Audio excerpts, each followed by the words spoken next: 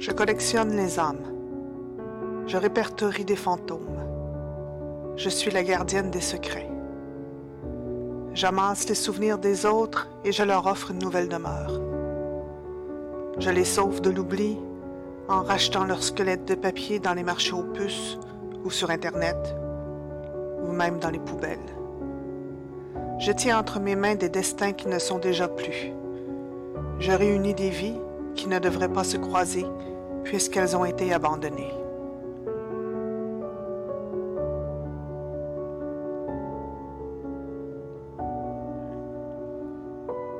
Grâce à un simple appareil et une pellicule, nous faisons un voyage à travers les âges.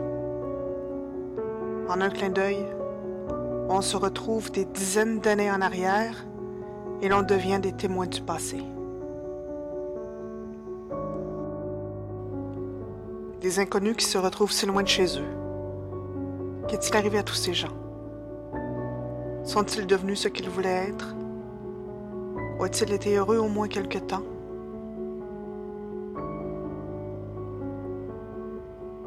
Ils ont traversé le temps pour témoigner de ce qu'ils sont devenus. Les souvenirs de voyage, les curiosités d'autres pays, des soirées excitantes maintenant gravées sur une image en noir et blanc, des paysages différents des leurs, des images à ramener chez soi pour ne pas oublier ces quelques moments de joie. Puis il y a les portraits auxquels on porte une attention particulière. Ceux des enfants, de toute la famille. Les moments de joie éphémères qui deviennent éternels sur la pellicule. Tant de moments volés, puis oubliés.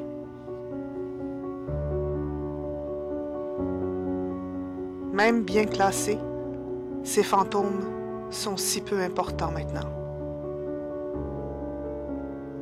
Il y a toutes ces vies, tous ces moments, comme surpris, qui ne se reproduiront pas.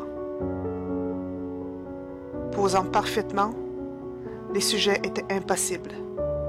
Le photographe était consciencieux et fier de son travail.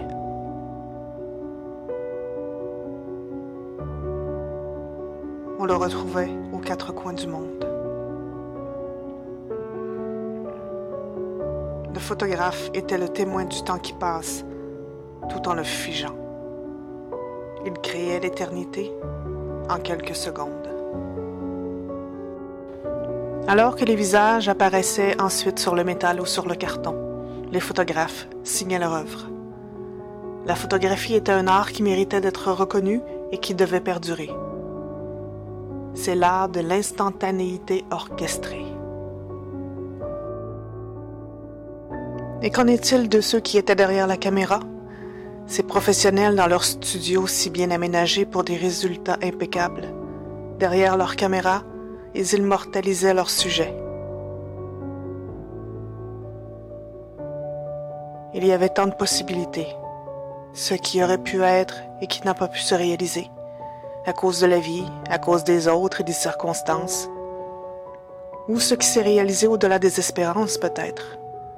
Quel bonheur a bouleversé ces vies? Qui sait vraiment ce qui s'est passé à la suite de ce cliché?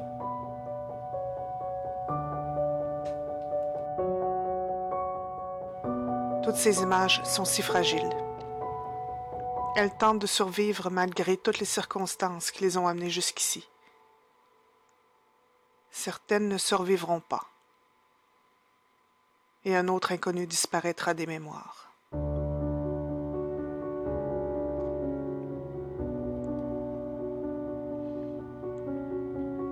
Poser devant la caméra, c'était pour dire « J'étais là, je suis passé sur cette terre, j'ai existé.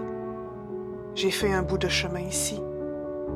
Oui, j'étais ici, en ce moment précis, pour rappeler aux autres que nous avons respiré le même air, à un siècle de distance parfois. »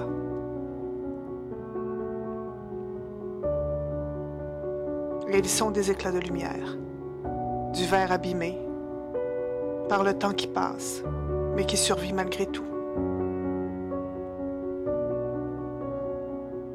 vie plus près de nous, une modernité qui se joint à la fois à la lumière et l'obscurité pour exister.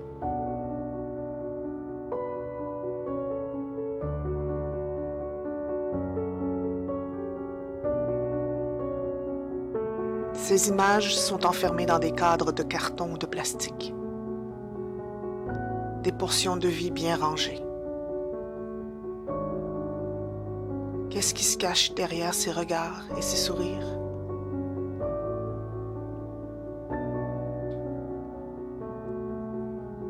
Ce sont des murmures à travers le temps. On peut presque les entendre parfois, les rires aussi. Un écho dans l'infini. Jusqu'où sont-ils allés?